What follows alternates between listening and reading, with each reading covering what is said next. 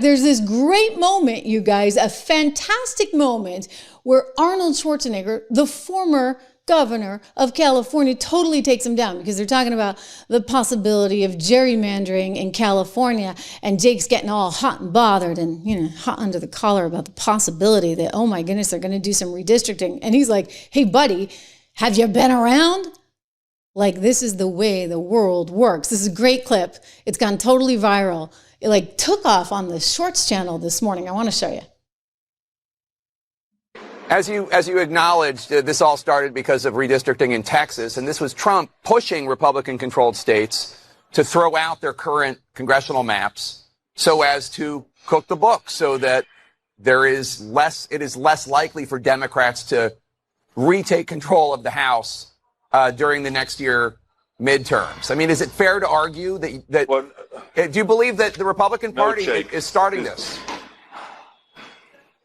No, Jake. There has been gerrymandering going on for 200 years. There is such extreme gerrymandering going on that in a state like Massachusetts, that has like 40% of the people voting for Trump, they have 0 representatives. The Republican Party has 0 representatives sent to the House. Think about that. In New Mexico, if 45% of the people voted for Trump and voted Republican, and 0 is sent to the House, 0 representative from the Republican Party. So there's gerrymandering, crazy gerrymandering going on all over the country, and we wanted to try to stop it in California, and we did stop it in California, and we went around the country. So I think this whole thing about finger pointing and saying they did it, so therefore we should doing it, that's not really the way to go. The one party should outperform the other party. It should be performance. And when it comes to midterm elections, as you know, always the party that is not in the White House usually wins by 20, 25, 30 seats. So what does 5 seats matter in the first place in Texas? It is crazy. Yeah. They should outperform them. That is the way the action is. What do you think about that, Jake? So, you know, I thought it was a pretty good takedown, and I like how Arnold Schwarzenegger is getting out there lately, and he took down The View, of course. Oh, Whoopi, she didn't know what to do, nor did Joy. I mean, they were there with their mouths on the floor, right? As he said to them, hey, wait a second, you're an immigrant in this country. You should act like you're a guest in this country. You should be grateful to this country. You should have respect for this country. I mean, they didn't know what to do, right? So Arnold Schwarzenegger is getting out in front of some of these things. I'm kind of wondering why. Like, what's that about? Like, does he have political aspirations? Does he want to come back as governor of California? I don't entirely know, but I'm impressed that he's out there taking down the media in real time. Jakey, I don't know what it means for you, however, if you're really trying to get that job at Fox, right?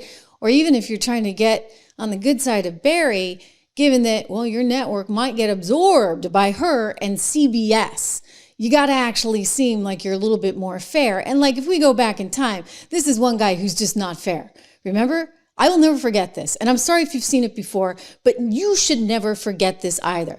Because at a time when the country was at risk of putting somebody who was seriously in mental decline, one Joe Biden, in as president, the likes of Jake Tapper and every other anchor in mainstream media were trying to tell us we were the crazy ones because we're like, hey, you know, maybe he's not doing so well. And do not forget for 1 second what he said in his takedown of Lara Trump live on air. Watch. Every time he comes on stage or they turn to him, I'm like, Joe, can you get it out? Let's get the words out, Joe. You kind of feel bad for him. How do you think it makes little kids with stutters feel when they see you make a comment like that?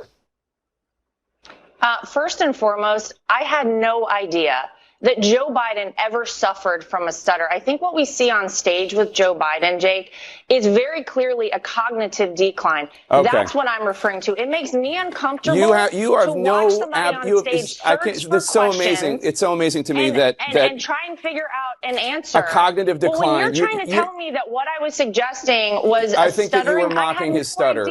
Yeah, I think you were mocking his stutter, and I think you have absolutely no standing to diagnose somebody's cognitive decline. I would think that somebody in the Trump family would be more sensitive to people who do not have medical licenses. diagnosing years politicians ago, of 10 from years afar. Plenty of people have diagnosed your father from afar. Wow. And I'm sure it offends you. Your father-in-law from afar. I'm sure it offends you. You don't have any standing I'm to not say. diagnosing him. What I'm saying, Jake, You just talked is that about a we cognitive can clearly decline. see that Joe Biden I have is one last struggling question for you, Laura. You at can't. many times on stage, and it's very concerning to a lot of people that this could be the leader of the free world. Okay. That is, Hell yeah. I genuinely Thank you, feel Laura sorry Trump. for Joe Biden. I appreciate it. I'm sure. You know what? I will never get tired of seeing that because I think it's just really important to remember. He's trying to remarket himself right now. Completely remarket himself as though he's some kind of independent that called for Joe Biden's firing. I mean, this was like just a few weeks before he suddenly decided after that disastrous debate to admit the truth to America. Discernible pattern of Democratic officials seemingly trying to convince you, the public, to not believe what you saw and what you heard with your eyes and with your ears on Thursday night. Yeah. What I've been able to do with the COVID, with dealing with everything we have to do with, look, if we finally beat Medicare, yeah, the total initiative relative to what we're going to do with more Border Patrol and more asylum officers. President Trump? I really don't know what he said at the end of that sentence. I don't think he knows what he said either. Democratic officials have tried to spin this in many ways. They said President Biden just had a cold. They said it was just one off night, akin to when President Obama in 2012 was rusty and seemed a little huffy. Oh, no. That was more than rusty. Scenes, make no mistake, most Democratic officials witnessed the same shocking spectacle that you did. Okay. And then he came out with a book about it. Right? So I'm just looking at this as a realist. Okay. I don't know his agent. I don't know him. I'm like, buddy, okay, the jig is up. All right. Everybody sees through what you were doing. Okay. It didn't work out with Kamala. And now you're up a creek without a paddle. So you decide to write a book about how bad the media was, how biased the media was when you were like captain of the biased media, for goodness sakes, over at CNN. All right. Come on. So, once again, another reason why I think Americans are so tired of the likes of cable and network television, which is why I say cheap, cheap, cheap. Remember that. Cheap, cheap, cheap. Okay, Barry? When you're casting your talent, and it's casting, because I don't think anybody has a whole lot of oomph there. They're going to be looking to you to lead the way. In all seriousness, you've got some on-air talent that maybe can act and read their little scripts in the little prompter, timed out for 12 seconds or 22 seconds or whatever you're going to give them. But you can't pay up big time for the likes of maybe somebody like Brett Baer, who might have a little bit more substance, because you're not going to be able to afford it. And Brett should never want to go there because it only means lights out.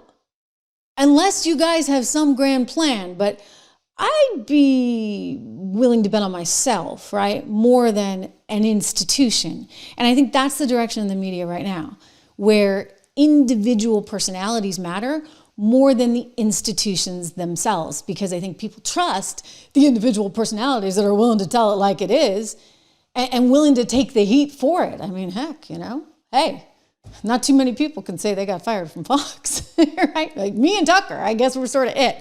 Oh, wait, no, maybe it was also, there were a few others. There was, Dan, technically, I don't think he really got fired. I think that was an inability to come to terms because they didn't want to pay. Mm-hmm. And Dan, being an independent creator at the time, knew what he was worth. So that was more a situation perhaps where they were never going to get there in terms of money, and he has to have a life. You don't want to do every Saturday night. Of course, the poor guy's now out there. Look at that. You want to talk patriotism, doing his part for the country as the deputy head of the FBI. And we have a lot of stuff that needs to get done and a lot of stuff that is fortunately getting done at this moment in time. I mean, whether we think about Letitia, whether we think about Comey, whether we think about Adam Schiff, who may be coming next. I told you to be on the lookout for that one.